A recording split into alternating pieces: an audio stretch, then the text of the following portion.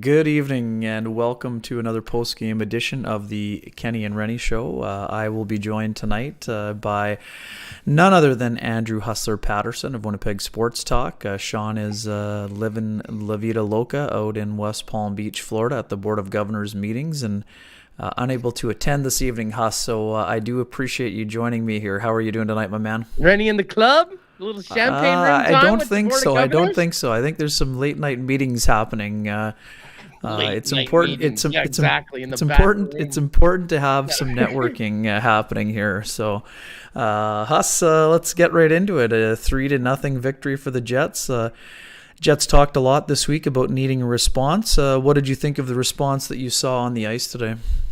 I thought it was pretty good. I mean, overall, this was not a Picasso. It certainly wasn't one of the most entertaining games we've seen. But hey, bottom line, they needed a win tonight. Going into a situation tomorrow where we expect Eric Comrie to be playing a back-to-back, the Bruce Boudreau bump happening in Vancouver right now, and considering how disappointing Tuesday's performance was, it was important to first and foremost get the win.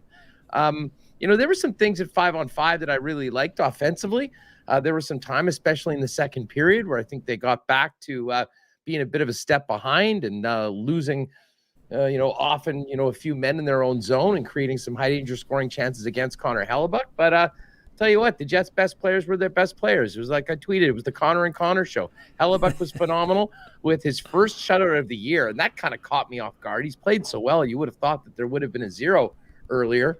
And then Kyle Connor in the third period, Ken, was just phenomenal. Don't give a guy like that very many chances. He doesn't need them, and he made the most of two of them tonight to celebrate his birthday. So overall, I think a very important 2 points. Certainly a lot better than they looked on Tuesday. The big question now, will they be able to continue playing a bit better tomorrow against Vancouver in a very winnable game, but one that, will be a challenge, I think, coming off a game tonight. And, of course, Vancouver playing with a little bit more juice now with Bruce behind the bench. Yeah, no doubt. Caught part of the third period last night and then watched the overtime and the shootout as well. For folks that are wondering, Paul Maurice did confirm at the very end of his press conference that Eric Comrie will indeed be getting the start after this lengthy run by Connor Hellebuyck. I mean, the benefit for Eric is that he did play nearly 2 full periods of that 7-1 game against the Minnesota Wild. So it's not like he's gone a month without playing, but it's a big opportunity for him. He's faced the Canucks once before. What's that? Close. When was his last start? Last start would have been. Was it against Vancouver? I think it might. I'm pretty sure it was. Yes, I'm pretty sure. I want to stick on Kyle Connor just for 1 second, Huss. I mean, man, oh man. I think in real time you can see how impressive the goal is, but when you go to the replay, oh my God, Grubauer must have thought he was trying to go low blocker or medium blocker because his ability, the fake is so subtle. His ability to pull the puck across and then like roof daddy that across his body in tight, it's just absolutely absurd the level of hands that it takes to make that play. I mean, that was impressive to me, Huss. What about it caught your attention? Well, I mean, just the ability to, first of all, make the play past the defenseman and get it on his stick. And, before really, I think Grubauer had a chance to even realize, what up, Marshall? Even realize that Kyle Connor was breaking in all alone and the thing was off his stick and behind him in the net. His release, there's so many things about his hands that are special, Ken. But we're seeing right now, and this is what separates the elite goal scorers from guys that will get their fair share of chances and turn some into goals, is the ability to create effective, quick releases in not very much space. And in that case, he created a little more space than you normally like to give a guy like Connor. And it was prayers up for Philly G in the Seattle net. It's been a tough year. And the third period maybe was a bit of an example of the year overall for the Seattle Kraken. A couple chances, but not too much going on. And, just not a good enough team to be able to handle giving up a couple chances that they did, especially to number 81. Yeah, and Huss, I mean, we talked about it earlier in the week on your show. I mean, this is the kind of game that line needed, that first line. I mean, they had been struggling at 5-on-5 for a good chunk of the portion. They had been outshot quite heavily. There were some moments tonight where the Kraken did get a few chances against them, but overall, I thought that line was moving its feet a lot better. They generated some more offensive zone time. And Mark Scheifele gets another couple assists. And, I mean, Blake Wheeler won't get a point on that third goal for the Jets, the second goal by Connor. But if he doesn't win the battle with Brandon Tanev along the boards and lift his stick, Mark Scheifele's not getting that puck over. And Kyle Connor's not flipping it past the D-man and getting in all alone. So I thought that line looked a lot better. What about you? What were your thoughts about that line as a whole? Yeah, I thought at times they certainly had great control of the puck in the end zone. I really thought it was driven by Kyle Connor. I mean, I don't want to say that he was carrying those guys on his back. I mean, that would be unfair, but he was certainly the guy that was providing the most energy and was the catalyst for what they did well. Especially in the second period, there were a couple shifts that, to be honest, didn't like in their own zone. And it wasn't a matter of, just shirking defensive responsibilities. But I mean, you remember the one save that Hellebuyck made on, I believe it was Yanni Gourde on that 2-on-1. That 2-on-1 never should have happened. I'm not sure whether you'd have to go down and break it down. I mean, Josh Morrissey goes towards the puck carrier. Nate Schmidt sort of left all alone. And Blake Wheeler, they're just not realizing that Yanni Gourde was coming in there, or just taking it easy for a minute. And all of a sudden, the Seattle Kraken had a glorious scoring opportunity. So those are some of the things that I think people, listen, fans, whatever, definitely Coach Paul Maurice would like to see eliminated. But in a game like that, where there was a little bit of space and Kyle Connor was going the way he was going, the good thing was they spent more of their time in the other team's end than they did in their own end. And they were able to capitalize. And you know what? When they did make some mistakes and gave up some pretty glorious opportunities, Connor Hellebuyck was there to shut the door. So all in all, I think a nice step forward for the team. And in some ways that line, but I certainly do think there's still a ways to go for them to get up to that level that I think Maurice would like to see from them night in and night out, if they're going to be carrying the responsibility of being the number one line on the Winnipeg Jets. For sure. And I mean, the other line too, I mean, they didn't end up on the score sheet, but man, Ehlers flying again, and Pierre-Luc Dubois with the double poster there. I mean, that was quite a move. Oh, man. I'm still trying to figure out how that actually doesn't hit the second post and go in, and how it kind of just, the inertia doesn't get it going north there and over the goal line. But man, another really nice play there, and Ehlers with a couple of bursts. Again, Dubois draws one penalty. The interference call is kind of a little ticky-tack. I guess you kind of have to call that when the D-man falls down. Ehlers gets the offensive zone minor as well. But overall, I thought that line was really going. But I'm going to be honest, Huss. I mean, before Kyle got his second goal, in my head I'm thinking, I would like to see Andrew Kopp and Kyle Connor switch places. We know that there's chemistry with Andrew Kopp and Mark Scheifele. And we know what Pierre-Luc Dubois and Kyle Connor did earlier in the year. And now that you've got Nikolai Ehlers kind of flying at a level he wasn't really at earlier on, man, I'd love to see Paul Maurice take that trio for a test drive. Again, I'm not trying to go all armchair coach here, but what would you think about that possibility? I love it. I absolutely love it, to be honest with you. I mean, hey, listen, we've had a number of conversations on Winnipeg Sports Talk. I mean, when the team did go into a bit of a slump and they were talking about switching things around, I mean, I was fine with listening to everything. But, I mean, I said a number of times, the one thing that I didn't want to see was breaking up Dubois and Connor, because I thought they had really created a dynamic duo where they were feeding off of each other. They were, creating a ton of opportunities offensively. And I think Dubois right now is, the Jets' most effective two-way center, and he's providing the offense that you need from a number one guy. So absolutely, that is very much tantalizing. But I think Maurice realizes right now, I mean, again, I don't want to make this too much about Wheeler, and to a lesser degree Scheifele, because Scheifele particularly has been quite productive lately. And I mean, heck, Wheeler's had a lot of assists.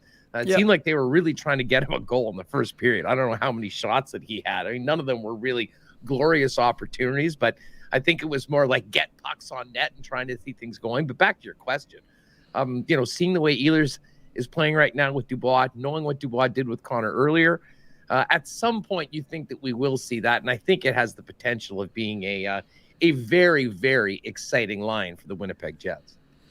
Yeah, let's dig into the PK here a little bit, Huss. I mean, Yes. obviously there was a lot of pressure on the penalty kill here.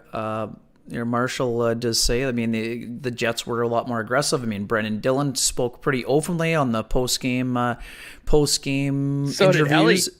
Yes, indeed. But Dillon especially saying that some honest conversation was had.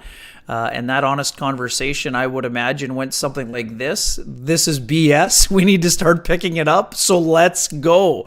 And what you did see, much like we saw from the Carolina Hurricanes against the Jets on Tuesday night, the Jets were a lot more aggressive. And that's how they're going to need to be. They're going to need to play that way in order to be successful and to try to start digging themselves into this hole. Now, once again, I mean, I understand where Paul Maurice is coming from with the 10 in the first 5 games. But the Jets have had 8 games out of 26 where they've given up 2 or more. It's unbelievable. I understand that 3 of those came in the first 5 games, but that means there were still 5 more after that. So I totally understand the rosy picture he's trying to paint, but they need to get that turned around quickly. And they took an important first step, which is what you heard from everybody, from Brendan Dill, from Paul Maurice. What stood out to you, Huss, about the PK? Well, I mean, first off, I mean, I think what you just mentioned and what Brendan Dillon mentioned, I mean, the fact that they were, I mean, noticeably more aggressive in going after the puck was, I think the first step to, making things a little bit more difficult for the opposition to set up and giving themselves time to, to make plays. Not to mention, I think they did a good job at maybe dictating where the puck was going in their own end, which is really, in a lot of ways, the start of a solid penalty kill. I thought Connor Hellebuyck was the best penalty killer out there. I mean, it wasn't like they weren't getting any shots on net. There was quite a bit of traffic at times, and he was just phenomenal. I can't say enough about his game because, sometimes you look and you see the way the game went and you thought that was maybe sort of an easy shutout. And I mean, maybe there were harder nights for him, but I just thought he was dialed in from the beginning of the game. And I thought that was a big, big part of it because you don't kill penalties if your goalie's not on, and he has been on. But I'll say one thing, Ken. As great as it was to see the team go 0 for 5, and maybe it was, they wanted to give the PK some practice. There were some bad penalties. Lowry's penalty I didn't like. I thought Wheeler took another bad penalty. I mean, Nikolai Ehlers, what are you doing? I mean, if you hold a guy's stick for 10, 15 seconds, they're going to call it. There's nothing more frustrating, especially when your your killing is struggling at taking stick fouls in the other team's end. And we saw that 3 times tonight. So, from a discipline standpoint, I think especially some of the leaders, I mean, your captain, one of your top defensive players, I mean, those guys need to be a little bit more disciplined, I think, with their sticks. All that being said, though, penalties are going to get called. To your point, they needed to get this together, and it certainly was a nice start. And I think that group will go in, maybe most importantly, feeling good about themselves with a little bit of confidence because there has been a bit of a Murphy's Law nature to the Jet penalty PK so far this season. I think sometimes they've actually played better than the results have shown, but it's about the results, and they just haven't been good enough sitting at the bottom of the league. Yeah, I think that you're right about that, Huss. I mean, there have been several occasions where the Jets have looked really good for a minute 30, even a minute 40, and then there's a failed clear and it's in the back of the net, and you get the sense where that's where you have the gnashing of the teeth from both players and coaches, because in your head you're thinking there's so much good execution here, but then one breakdown ends up in the back of the net, and it gets out it's the human eraser. You go from thinking you're feeling good about something to all of a sudden now you're looking up at there's another 1 in the goals allowed category, and it's something that really kind of drives coaches crazy. I know a lot of folks have been asking about Ville Heinola. Do I expect Ville Heinola to play tomorrow? No. I mean, I think that Nathan Beaulieu did a nice job on the penalty kill. There was one play highlighted where he had a stick lift and then cleared the puck out. Did I personally want to see Ville Heinola in the lineup today? Yes. I told you this yesterday, Huss, right? I mean, I thought the whole reason that the timeline was expedited was because he would put him in. But like I said to you the other day, Huss, I think that as soon as Riley Nash was claimed off waivers, Ville Heinola should have been on the next flight to Winnipeg so that he could practice yesterday. So there wasn't a built-in excuse saying, well, he couldn't get here in time for practice. We're going to give him a couple days around the team. Because here's the problem with that, Huss. Now there's no morning skate tomorrow. I mean, Heinola may be on the ice, but there's no morning skate tomorrow. It's a travel day Saturday. There's no practice on Sunday. And all of a sudden you're back to Monday. And now you're going to put in Heinola now? When's the next practice he's going to get? I mean, I'm not saying it's impossible for him to play tomorrow, but I'm not expecting him to play. Are you? No, absolutely not. I mean, they just shut out Seattle. When was the last time Maurice changed a lineup after, a win, never mind a shutout win, when you're worrying about penalty killing and the PK just went 0 for 5? Yeah, exactly. Not happening. I mean, would I like to see it? Sure. And do I think that there's an argument for it to be made, especially maybe even because it's back-to-back? Absolutely. Yeah. But I think for those of us that were hoping we might see Ville Heinola on this West Coast 2-game trip, I think that horse is out of the barn now with the result tonight. And hey, that's a good thing. I mean, better than that, talking about a shutout win and the fact that things went well tonight, and maybe they keep it going. But Billy's going to get his opportunity. I think everyone's going to be excited to see the way he looks when he does get back into an NHL lineup after the way that he's played with the Manitoba Moose so far this year. For sure. And two quick things on that front, Huss. We don't know how serious the concussion is for Neil Pionk. We don't know how long he'll be off the ice. And we don't know when Ville Heinola will potentially get into the lineup. So for me, this is just a reminder for some of the folks that are up in arms about the call-up happening if it's just going to be a press box situation. Ville Heinola is not going to be up with the Jets for a month and not play games. Like there were potentially some times as a taxi squad situation. But here's the thing that is important to remember.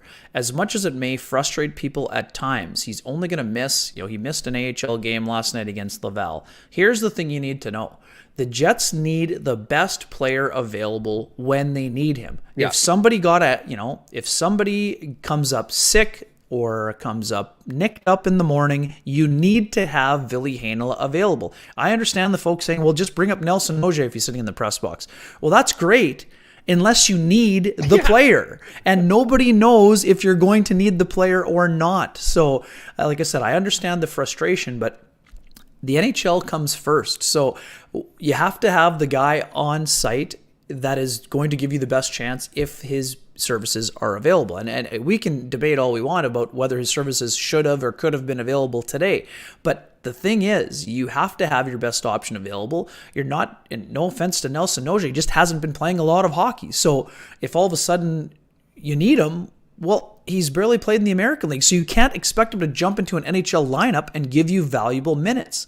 So that's just a reminder. Like I said, I'm not telling people to not be frustrated with him not playing. What I am saying is don't be frustrated that he got called up. Ville Heinola will be happy to collect the NHL check for as long as he's up, and he's going to be getting an opportunity, whether it's tomorrow, which we don't expect it to be, or sometime next week. And if it doesn't come early next week, then he will be returned to the Manitoba Moose, and there'll be no harm, no foul. But like you said, I think everyone is looking forward to seeing what kind of strides he's been making in the American League. I've talked to a few scouts who've been watching Heinola. I mean, there's been a lot of progress.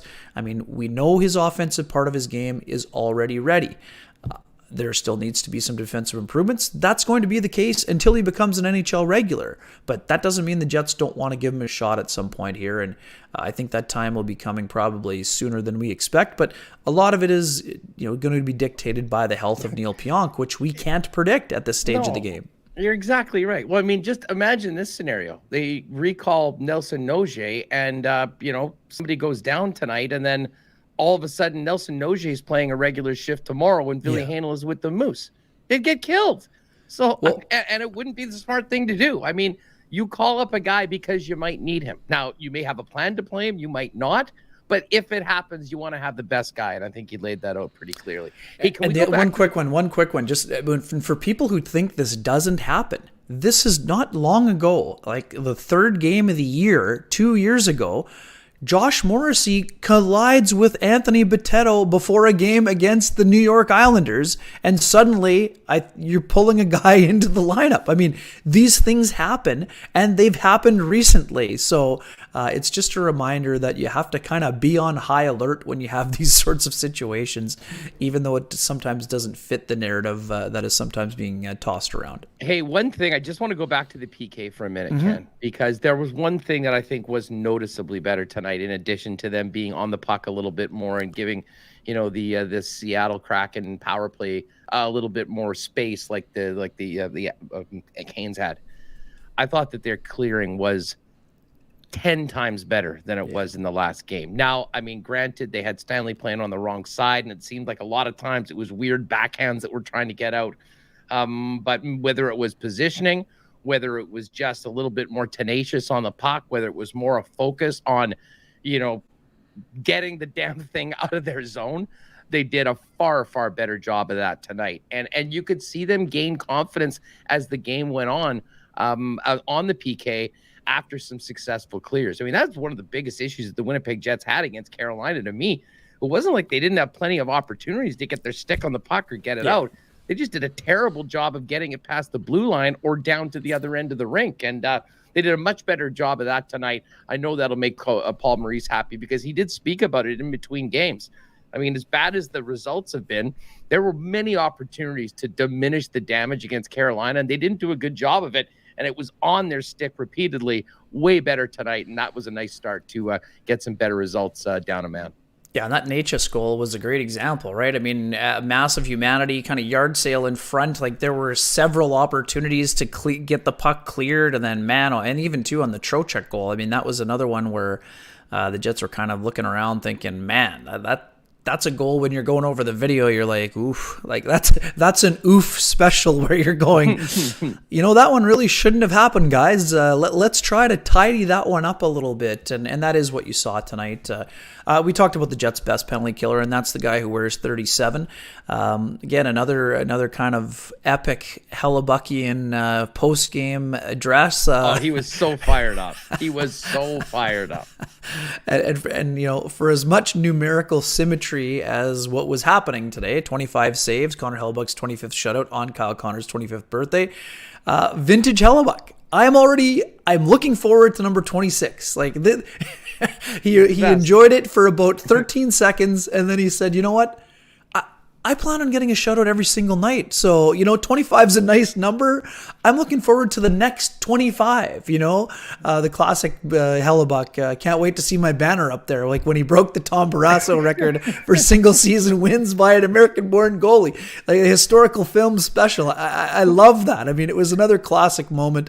But a guy who, was really impressed by the job that his team did in front of him. But, I mean, this is another, I don't want to say similar to Calgary, because the Jets weren't outplayed the way they were, like they did against Calgary. But this was Connor Hellebuyck, knowing that his team kind of wobbled kind of badly in the last game. He basically willed them to victory by providing a stabilizing force between the pipes. I mean, yeah, is this team goal challenged at times? The Kraken? Yes. But they worked their behinds off, and they generated still some pretty good scoring chances. I mean, I think as many as 10 high danger chances in the game.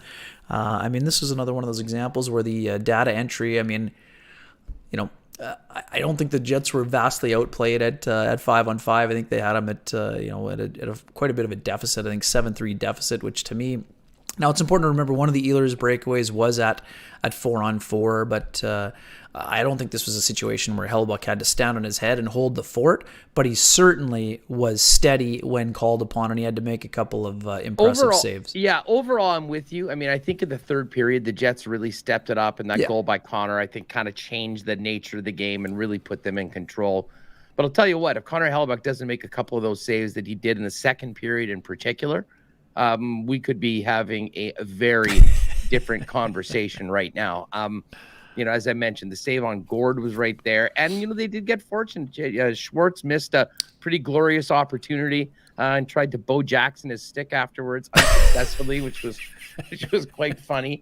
But, yeah, I mean, listen, I think particularly in the second period when there was a bit of a lull from the Winnipeg Jets, Hellebuyck was there to provide the backbone that a team in their situation absolutely needed. And then the other Connor took over in the third period. Hellebuyck continued to do his thing, and you end up with a 3-0 win and on to Vancouver. Yeah, interesting here, Huss. I mean, this is always a tough one here. Because of the precarious salary cap situation the Jets have found themselves in terms of potential trades or moves, I mean, it's going to be a challenge. It has to be money in, money out. Like for me in my head, I've been thinking about, man, how can I write the, why Jake DeBrusk makes sense for the Winnipeg Jets column? I mean, there's a lot of elements he could bring to the table, but how are you going to fit the money and who are you going to move out to get him? Like for me, he'd be a perfect fit. Well, except the salary that he's making and the player you're probably going to have to move to get him. And I mean, Boston is a team that is in contention. They're going to add Tuukka Rask. Right now, I think they're below the line, but they're not giving Jake DeBrusk away, and they're certainly not eating half of the salary. So, I mean, just using him as an example, I mean, will the Jets upgrade? Will they look for a veteran guy on the fourth line that can kill some penalties and is close to league minimum? Sure. But how many of those guys are out there and available? I mean, to me, that's the deadline. Give the Gus Bus a spin. Exactly. Spin first. Exactly. You know what I mean, Ken? I mean, let's not start plugging off, veteran fourth line players before for sure. they at least see what they have yet. I know I'm preaching to the choir. Indeed you are. But again, Dominic Toninato has been hearing this. He's been hearing what Remus was trying to get going for us yesterday with the sound, the backing up sound. I think Dominic Toninato's hearing the backing up of the bus sound too, and he came up with another important goal for the Jets. And let's stay on the fourth line for a little bit. Jansen Harkins is a guy that you and I have both noticed quite substantially lately. He seems to be around the puck a lot. He's buzzing today, all kinds of scoring chances, creating chaos on the forecheck. What have you seen from Harkins, especially since he's been moved with Svechnikov? There seems to be something there, isn't there? You know what? I've loved Harkin's game over the last little while. I think, and maybe, Ken, this goes back to the struggles that he had last year. I mean, being in the lineup, and I think that was a really tough season for him. And I think you kind of mentioned Toninato. It's interesting that they're playing together at times. Is that Toninato played 2 games in the regular season, then all of a sudden jumped him to go in for one of the biggest games of the year, playoffs against the Oilers, and ended up scoring in game number 1.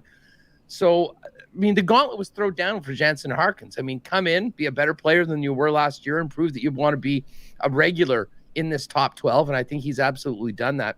And at times, Ken, the way that he's been going and some others that hadn't been, I think that you could have almost made an argument that Harkins at times over the course of this past month could have been worthy of maybe moving up in the lineup a little bit. But the bottom line is I think he's definitely solidified himself as a definite a solid contributing member of that fourth line.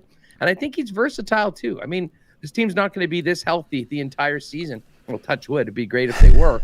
But there will be opportunities for Jansen Harkins to maybe play in more significant roles.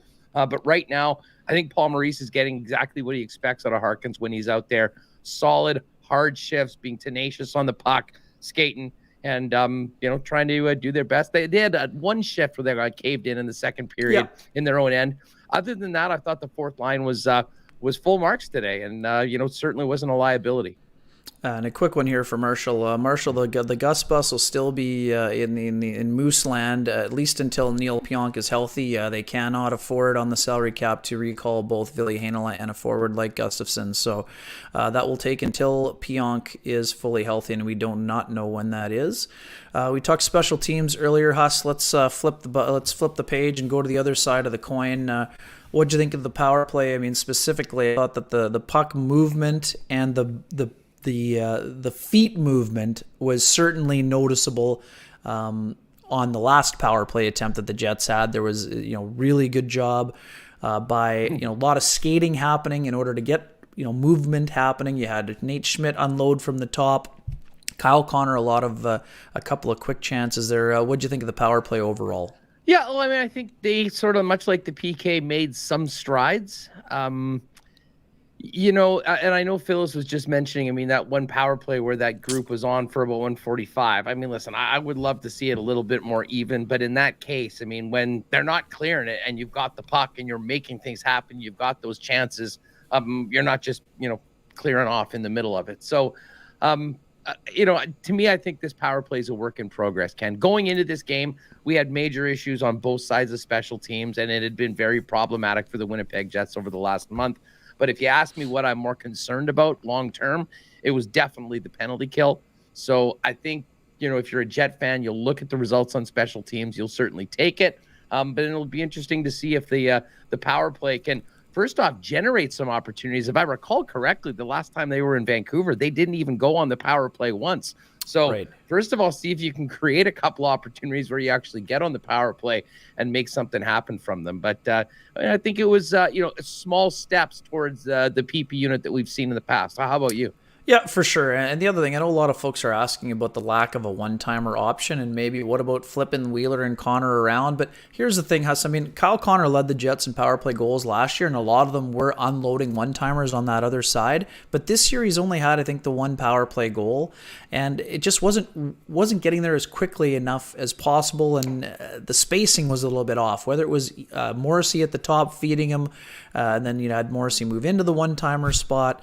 I think what we need to remember, I mean, it did not work well on Tuesday because of how tenacious the pressure was from the Carolina Hurricanes. But what we saw today, it was not static like we saw the other day.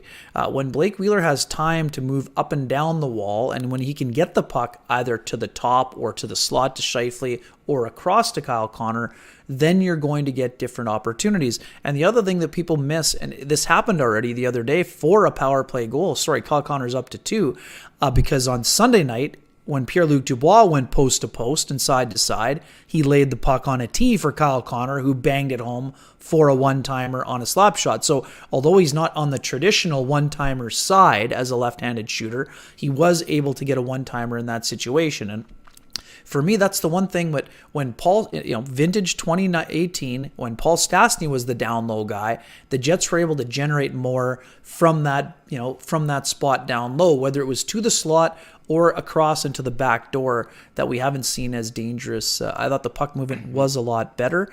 And again, they're not asking Kyle Connor to become Nikolai Ehlers and have that, reload and button hook and kind of, unload and get your shot from there. But he is able to get his shot from there. And it's tough on the goaltender. On a one-timer, you have a pretty good idea where the puck is going to be going when it's a left-handed shot. When you're kind of coming on that strong side, like we saw today, I mean, it wasn't the same kind of play, but because Kyle Connor can disguise his shot so well, he can be equally dangerous on that side without a one-timer option. And this is the other thing, too. We were talking about after hockey last night. The dynamic of the Jets' power play not only changed with the departure of Patrick Laine, but the reason that power play was so dangerous was because you also had a guy in Dustin Byfuglien who had a 100+ mile an hour slap shot at the very top. Now, Nate Schmidt does a good job of getting it through, but you had 3 one-time. I think people don't realize how spoiled, the fans don't realize how spoiled they were having those 3 right-handed one-timer options when the puck was being facilitated through Wheeler as the 4th right-hand shot during those days when the power play was together. It's tough to replace one of those pieces, let alone trying to replace 2 of them. So it's definitely a work in progress. I think there were some strides taken tonight. And again, in a normal situation, I'm with you. You need to give that Ehlers unit, at least 50 to 55 seconds of the power play, because they've been dangerous as well at times, especially now that Stastny's back. That unit needs to get its time also. So Dallas Paul's asked, Rennie, if you missed us earlier, Sean is at the Board of Governors meeting in Florida, so he's doing some other reporting there, so he's not. Where are they again? Where is that? West Palm Beach, Florida. West Palm Beach. Yeah, not a bad place to be. I wish I was at the Grey Cup, Huss, but I also kind of wish I was at the Board of Governors meetings. And one quick thing out of there, I mean, what came out of today with Kim Davis speaking about the importance of the inclusion and they're going to use Sheldon Kennedy's Respect Group to create that platform for all players, staff, and to set things up in response to the Cal Beach situation. It's an important step, and I think it's great that they're finally utilizing that resource that Sheldon Kennedy has certainly been offering to be part of the solution. And I think it's an important move for the league as a whole. Yeah, and Mark Chipman and Kevin Cheveldayoff spoke about their conversation with Sheldon Kennedy, and I think there's probably no better, more qualified person to speak on this and to help guide some of the things that need to happen in hockey. Let me just respond to what you said about the power play, though, for a minute. Yeah. And I totally am with you. I mean, they lost Dustin Byfuglien. I mean, they did trade Patrick Laine. I mean, you had to know that was going to have a big effect on the power play when you trade a player like that. And, I still struggle with having Connor on that other side, frankly, or Ehlers on that other side. I mean, there's a lot of times when the power play has been so stagnant on that top unit, it's like everything goes through Blake Wheeler. And if that seam pass is cut off, they haven't had a lot of other ideas. And I know what you spoke today of, a little bit more movement. That's sort of supposed to stimulate maybe some other opportunities. But it got very, very stale there for a while. And I think it was relatively easy to counteract. So I think that there's still a long ways to go for the power play. And I would still be open to seeing some different looks and maybe some different players in different spots. I mean, you tell me, how many NHL teams essentially operate a power play with guys on the side that basically aren't ready for one-timers? We can talk about Kyle Connor with his quick release. You better have that if you're playing it in that situation, because the reason why one-timers are so great is the goalies simply don't have the time to make the saves. And, unfortunately, with the way the Jets have been structured a lot of the times, it's sort of taken away one of the most lethal avenues to scoring on the power play. And that's something I would like to see maybe get a little bit more of. I think it would be a positive thing for the power play unit overall. Yeah, for sure. I mean, I think we're going to see it a little bit tomorrow night, Huss. I mean, when Pettersson is on the one-timer side, I think you see JT Miller on his strong side on the other side too, and he can be dangerous kind of in that reloading situation. I think there have been times where Braden Point, depends on the alignment, and Tampa does such a good job on their interchanges.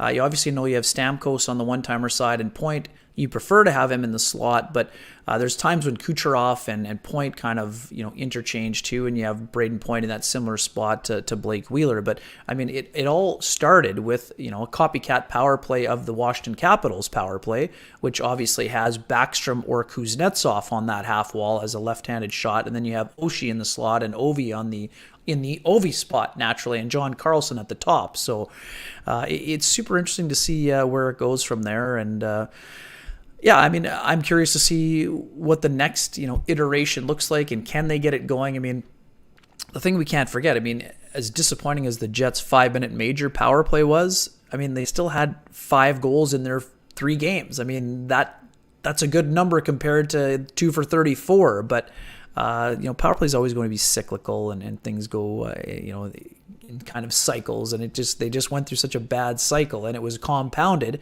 by a couple of 5-minute majors, first against Calgary, and then the other night against Carolina, that they were not able to make happen. Comet's got an interesting thing here.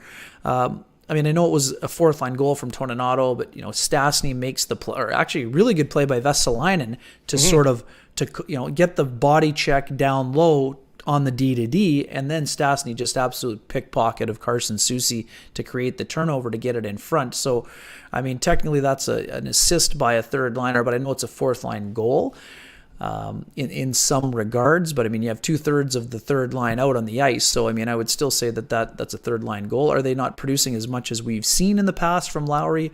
I would say that's maybe fair to say, but I wouldn't say it's a concern. But I actually quite think that, the Vesalainen's actually elevated his game quite substantially. Are there still times where you'd like to see him get his shot off a little bit more and be a little bit more dangerous? Sure, but I don't think that the third line would be a concern, but I think they can give more secondary scoring. One quick one, I mean, we were just talking about potential trades. Somebody mentioned Mason Appleton. He's not rolling the same way that he was last year. I mean, that would be an example of the type of player that the Jets maybe could fit under the cap. And again, I'm not saying that A, Seattle is looking to move him, or B, that the Jets would be looking. But I mean, that's a player that the Jets would be familiar with. He would be budget conscious, and the thing with Appleton is that it was a 2-year deal, right? So I think doesn't he have one more year after? Well, I think it was a 2-year deal. Right, sorry, this is the second year at $1 million, but he would still be an RFA, draft. Though, at least. You'd still have team control if they happen to go in that nature. And again, Appleton was on and off the PK last year, but he has experience in it. So, I mean, he'd be a guy that you're going to keep an eye on. I mean, this won't be like Vegas where, I mean, again, Seattle could get hot, but they don't look like they're going to necessarily be a playoff team unless they get on this crazy run.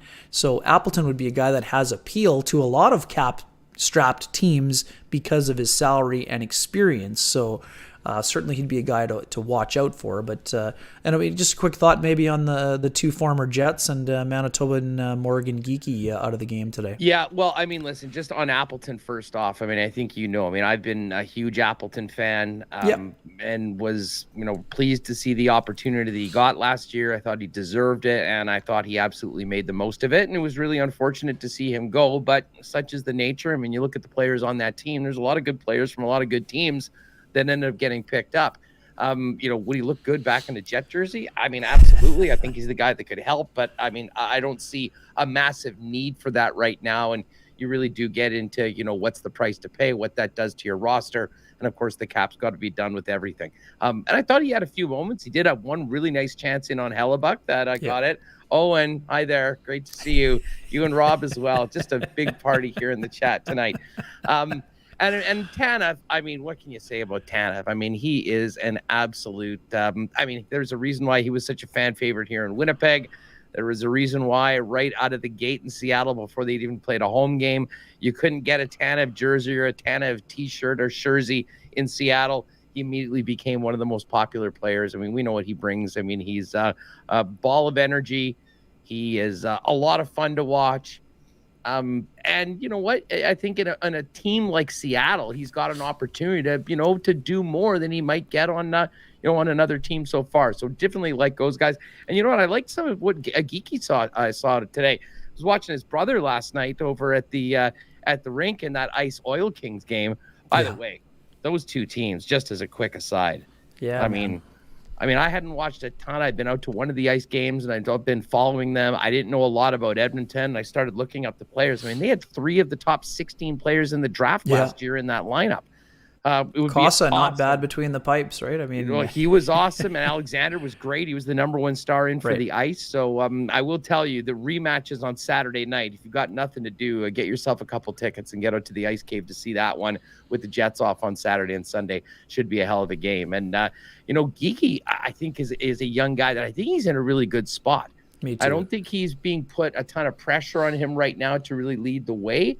But when you look at the makeup of that roster and how old he is and where he's playing right now, I think if he can continue to improve, I think there'll be room in Dave Haxtell's roster for him to get more playing time and more opportunity to be an impact player. So, overall, the Manitoba guys were good. And, I know Appleton particularly, I'm sure, was fired up for this game going up against his old team.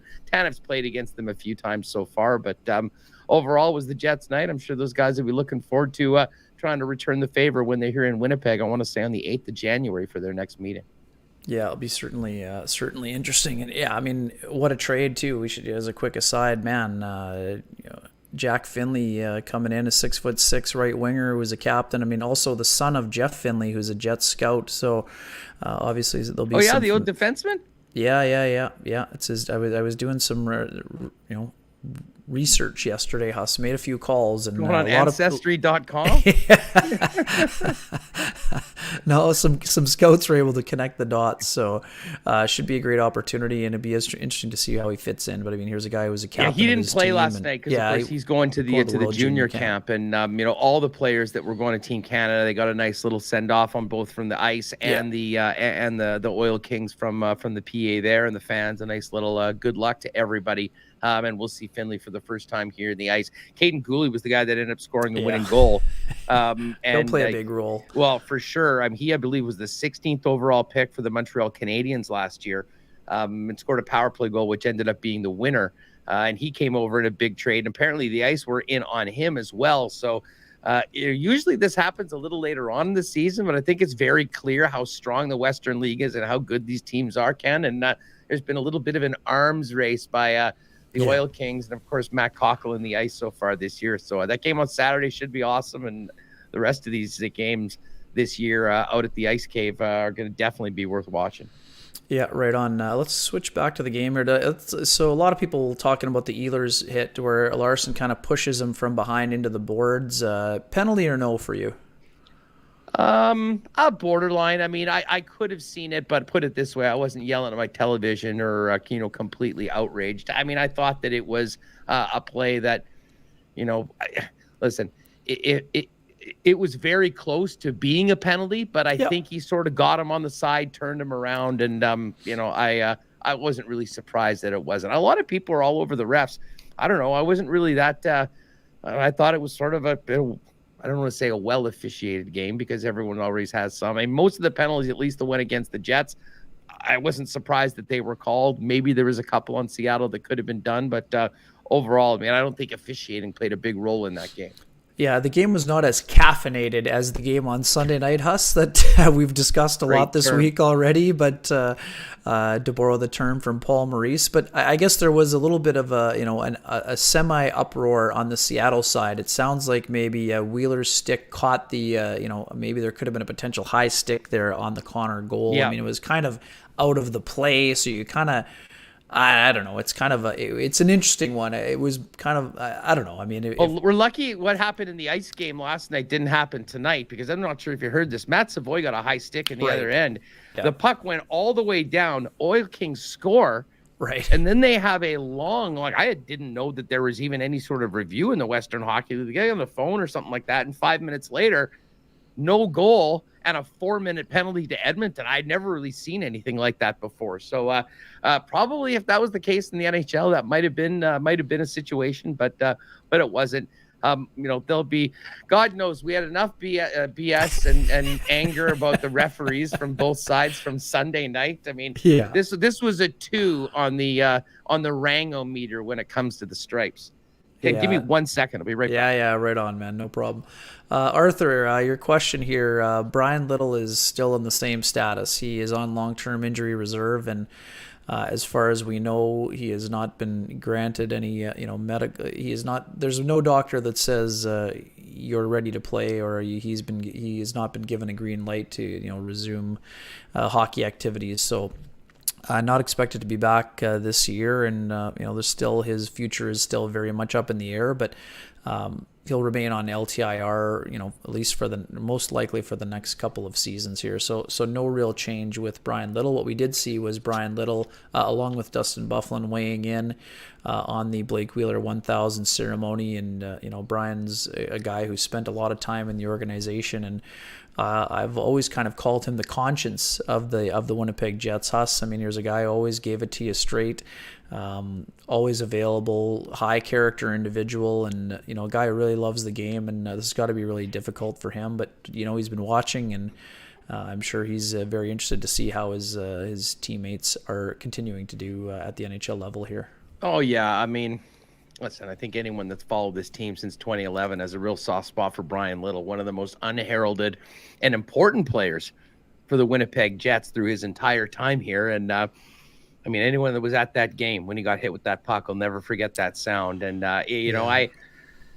it was so great to see him in good spirits, wishing Blake well, but it was sort of a reminder of, the quick mortality of professional careers right now. And for a guy that was such a huge part of this team in every aspect of the team on and off the ice, it's really sad that he hasn't been able to play since all that happened. But at some point, I mean, I know, there's rules with being injured and being on the LTIR and all that, but I certainly hope we'll be able to see Brian back here, hear from him, get him back here to Winnipeg, and at some point give him the warm welcome that he certainly deserves from Winnipeg fans and people would love to give.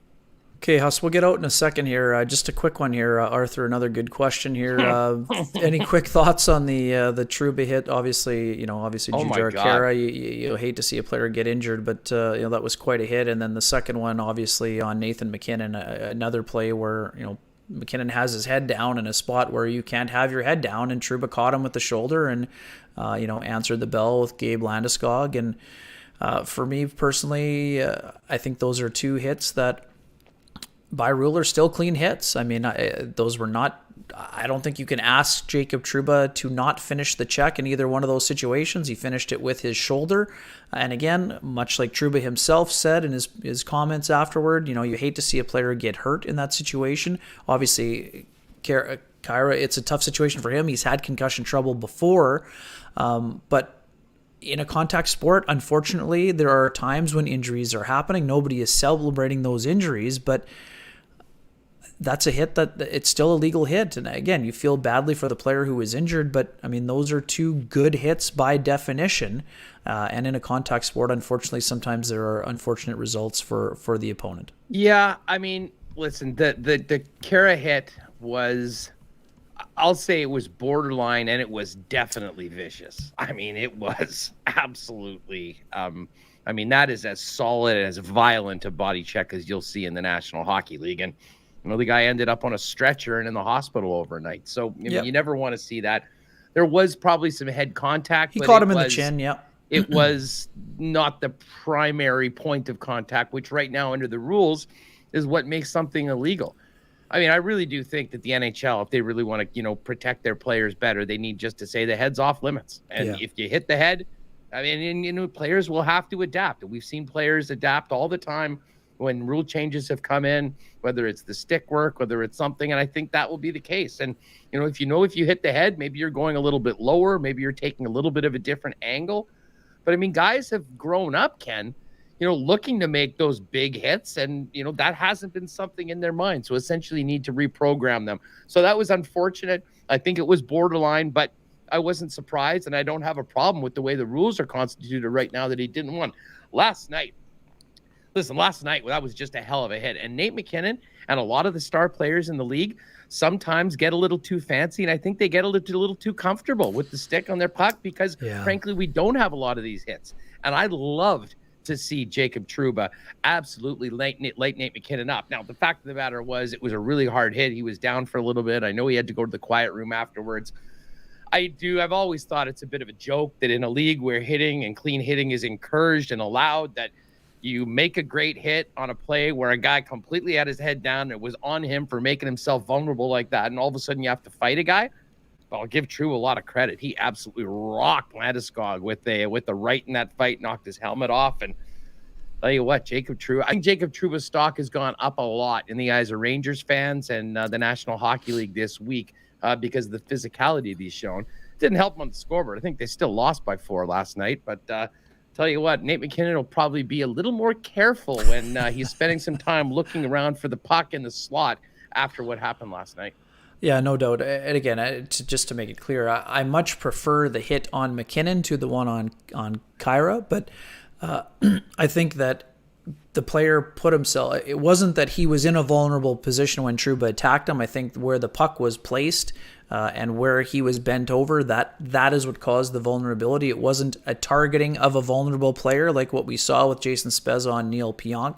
But yeah, man, I mean, this is what Jacob Trouba did when he came into the league. I think that I wouldn't say he went away from that element with the Jets near the end, Huss, but he definitely, you know, as a guy who was looking to get paid and a guy who put up 50 points, a lot of them at even strength, but some on the power play when, you know, Bufflin was injured for that long stretch of time.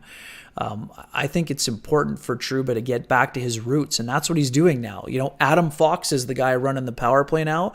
Jacob Trouba's getting paid a lot of money, but his primary job is as a shutdown defenseman, which is the role he, you know, flourished in with Josh Morrissey. So him going back to his roots, I think, has been important for his game. And yeah, I mean, I think he's just recognized the player that he is. I think they were always, I think, you know, first round pick, a lot of talent, does a lot of things well. And I think there was always a lot of people in his ear telling him that he was the best and he was going to be the number one guy and he needed to play on the right side, you know, all that stuff.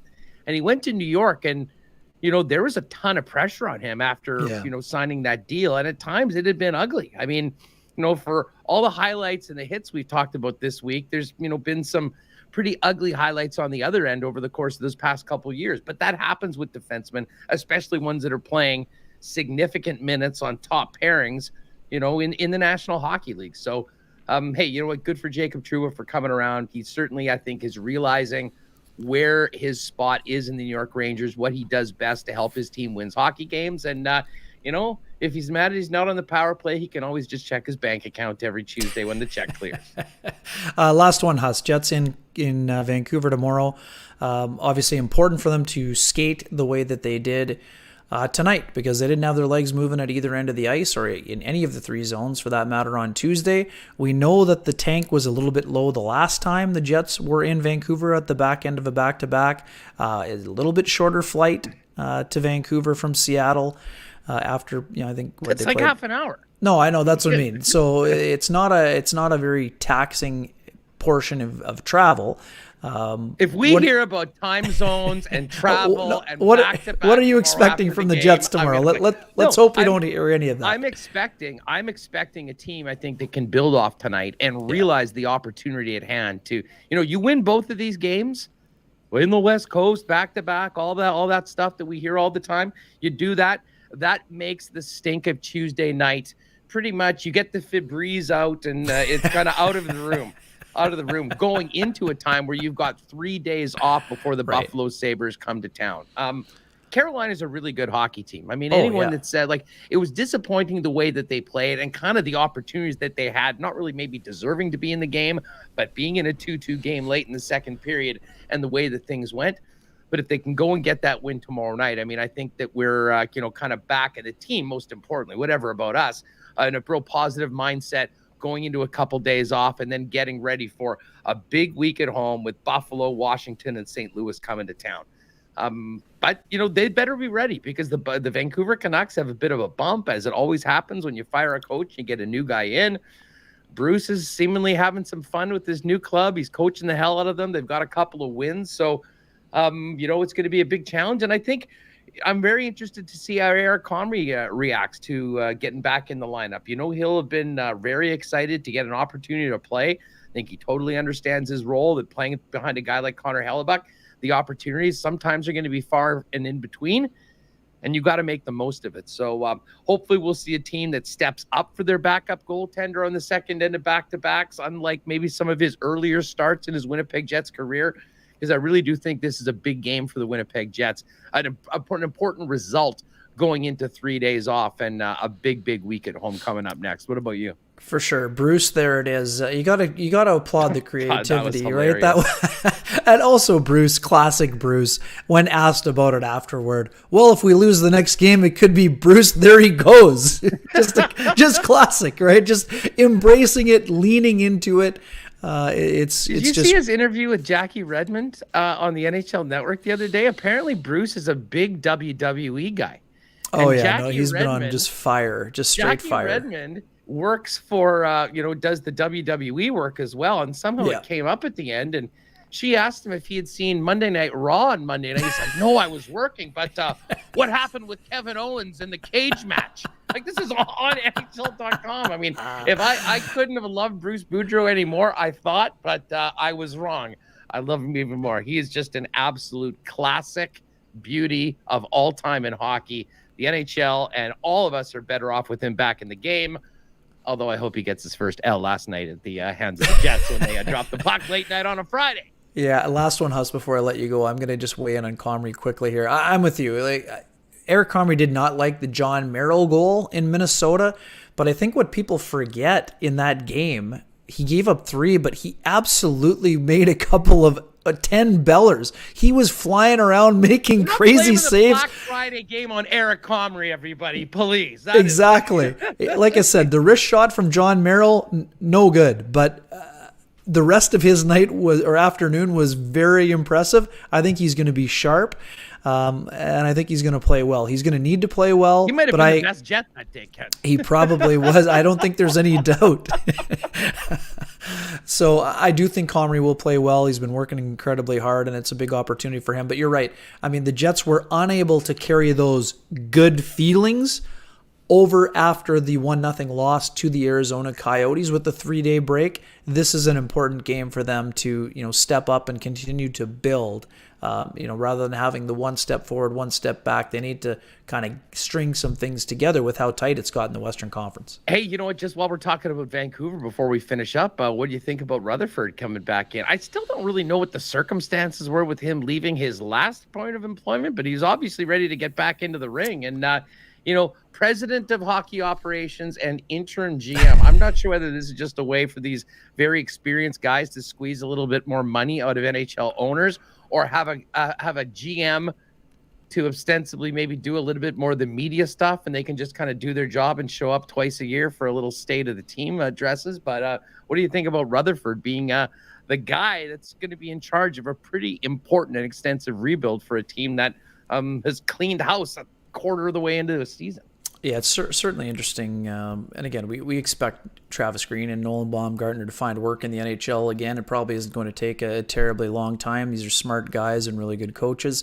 In terms of Jim, again, a guy I don't know very well. I've spoken to him a couple times. Really bright guy. I mean, he's old school. But, I mean, the thing here, Huss, they were looking for experience. They haven't really had that buffer since Trevor Linden left as president. So when you have guys like the Sedins in the organization, you have a guy like Ryan Johnson, they've got a lot of bright young guys. You got Stan Smeal, who's been involved with the organization now for basically 4 decades. I'm very curious. Stan will turn it around. Stan will be fired up and ready. I mean, Stan got the almost the biggest ovation from the fan base for his ability to tell it like it is the other day. So we're gonna bring out Harold Snaps too, just for a few more fan favorites from the '80s to try to take the eyes off of what had been happening with the dumpster fire of the team before they fired Green and Benning. It'll be interesting. And then too, like I don't think you're going to give the Sedins the GM job, but I think that they've got the potential to be going. It's interesting. I mean, I think they're probably going to follow kind of the Maple Leafs model where you have a bunch of brains around. I think that'll be more of a collaborative effort. I mean, even when the GM is named, obviously a lot of talk about Jason Karmanos. I mean, he's a guy who's worked for Jim before. There will be some other options. Well, Jason Botterill too. I mean, speaking of the Kraken and a Winnipeg guy. I mean, he's a guy who certainly has worked for Jim in the past, and I would imagine he'd get some recognition and consideration there as well. So, it'll be certainly very interesting. Lots going on in the old NHL world here these days, and fun week all around. Huss, thanks for spending some time on a Friday night. I know it's a great sports weekend all around, and maybe just a quick thought on Sunday's matchup before we hit the road here. Well, I'll tell you what, I can't wait for it. This team has been unbelievable all season long, really dating back to beating the hell out of the Ticats in the 2019 Grey Cup. I mean, listen, we kind of joke, but it was, line of scrimmage. I mean, the way that they controlled that football game was such an eye-opener with a lot of people expecting them to be underdogs, which they were going in, and they haven't looked back. So, I mean, I don't know. I think I have a better level of confidence in the Bombers after Sunday's game because I think they got out a lot of the things that could maybe sink you in a championship game. In the way, Remus is here to party. Gotta love it. Thanks for showing Remo. You know what? So, I mean, I think that they'll be prepared. I think they'll be ready to go. I think they'll be better than they were on Sunday. And I think, at the end of the day, unless Hamilton has an answer for the Bombers' offensive line and Andrew Harris and Willie Jefferson and Jackson Jeffcoat and Adam Bighill and whatnot, I mean, I think the Bombers are in a very good position to run it back. I see the line has dropped to 3. At least a cool bet. So I like that. I thought that was a nice little time to maybe get in on the game. But it's going to be great. Catching up with a number of the guys. We got a big show tomorrow, actually. Eddie Tate's going to join us from Hamilton. Farhan Lalji is going to join us from Hamilton. We're also going to have Dustin Nielsen pop on the program. And just so you know how much I appreciate you, Ken, I am actually doing the lock shop early tomorrow morning because of the schedule. Thank you, my man. You know what? I got hey, we always have such great conversations, and I was not going to miss the opportunity to hang out with you, even if it was late night. But lock shop early tomorrow, 9 a.m., and then an absolutely packed show, tons of Grey Cup. And Scott Billick's going to join us from Vancouver. We'll get his thoughts on the game tonight and figure out, Rivas, check out our show. Exactly. What's good for the goose is good for the gander, as the saying goes. It's been a lot of fun, Huss. I mean, we had a great conversation earlier this week, and I'm up early for the old commissioner's media address tomorrow as well, covering the Randy Ambrosi CFL action in the morning too. So get some rest, folks. Thanks for joining us. Quick one. If you're interested in going to the ice game on Saturday night, it's going to be a good one. Send me a DM. Send me an email at kenjr@shaw.ca. I think we got 2 pairs of 2 tickets. apiece for the ice game, get in touch. There have been a few nights this week where those went unclaimed, folks. So don't be shy. Feel free to reach out and get to that game if you can. Huss, have a tremendous weekend. Thanks again for going the extra mile on a Friday night. And everyone else, thanks for joining us again. And join us tomorrow after the Jets and Canucks, roughly around 12:20 a.m. Thanks for watching, Kenny and Rennie. Good night. See you. Go Blue.